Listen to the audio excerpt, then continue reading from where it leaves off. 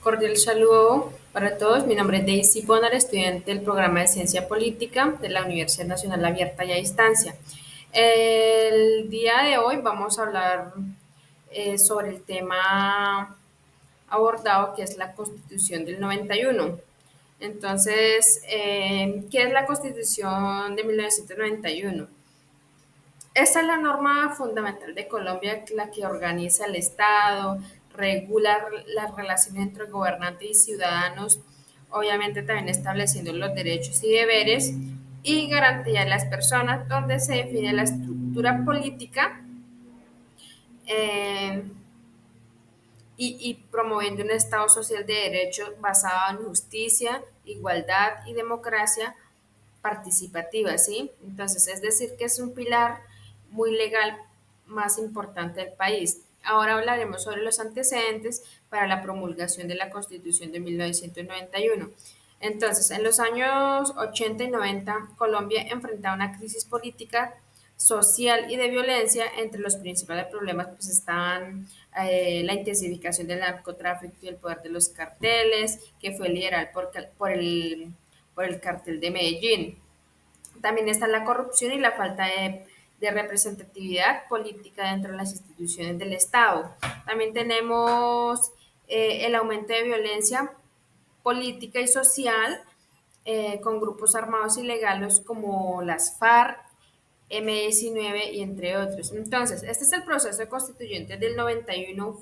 También fue producto de la confluencia de una serie de factores donde el periodo del narcoterrorismo, de los llamados extraditables, brazo armado del cartel de Medellín, que contribuyó a generar una situación de caos en la sociedad colombiana. Los procesos de negociación exitosa con el movimiento 19 de abril, el EPL, Movimiento Armado Quintín Lamey, es el Partido Revolucionario de Trabajadores, el contexto internacional de fin de la Guerra Fría y el hundimiento de los países socialistas de Europa Oriental. También tenemos la convicción en las élites políticas de la necesidad de acudir a métodos extrainstitucionales para una forma de carta política. Entonces, pues es la única vía que existe, ¿sí? También que existe el Congreso, que era sistemáticamente obstruida, y también está la séptima papeleta, propuesta obviamente por sectores estudiantiles universitarios que igualmente buscan salidas. Entonces, asimismo, de acuerdo con lo anterior, que se le suma la crisis de bipartidismo, es decir, que los dos partidos políticos tradicionales y liberales y conservadores, aparece una nueva fuerza política del nuevo liberalismo, liderado por el ex candidato presidencial Luis Carlos Galán Sarmiento, quien fue también asesinado el 18 de agosto de 1989. La concentración de la propiedad y los niveles de desigualdad, los sectores sociales, campesinos, obreros, educadores, las profesionales negritudes y los pueblos indígenas. Están en una invisibilidad de la vida política colombiana. En este contexto, la ciudadanía empezó a exigir reformas estructurales para fortalecer las instituciones y recuperar esa democracia.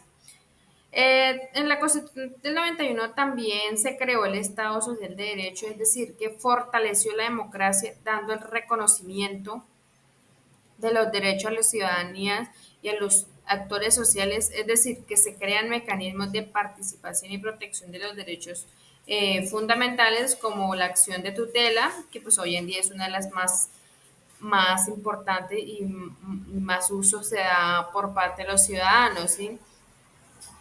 En aspectos sociales se dio también un paso muy importante que es el reconocimiento de los pueblos indígenas, el cual quedó plasmado en los artículos 7, 10, 246 y 330. En este caso, pues hablaremos un poco sobre los artículos 7 y 10. Entonces, en el artículo 10 nos dice que el Estado reconoce y protege la diversidad étnica y cultural de la nación colombiana. En el artículo 10 establece que el castellano es el idioma oficial del país, pero que es la lengua y dialecto de los grupos étnicos. También son oficiales en sus territorios. Además, la enseñanza en las comunidades con tradiciones lingüísticas propias debe ser bilingüe. En la Constitución del 91 también encontramos que donde fue cuando se reestructura el Estado con la creación y distribución de las tres ramas de poder público, como la independencia de los organismos autónomos y ramas de Estado con la creación de mecanismos para elegir la directiva de Banco de la República y la Corte Constitucional y en otros aspectos. Otro de los cambios que generó la Constitución del 91 se enfocó en la reforma política en cuanto a los partidos políticos, eh, y el sistema electoral dando participación a los ciudadanos dentro de la esfera de la democracia, es decir, tener el derecho al voto. En la Constitución del 91 se inició un proceso de atomización de la representación política que fue asociada por parte de la crisis de credibilidad en los partidos tradicionales y los incentivos de la Constitución a movimientos políticos o grupos de ciudadanos.